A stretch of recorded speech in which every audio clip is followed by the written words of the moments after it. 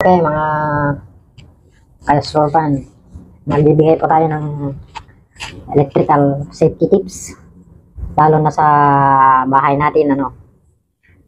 Hindi natin ugaliin na nakasaksak yung mga charger, lalo na may mga kasama natin mga bata sa loob ng bahay.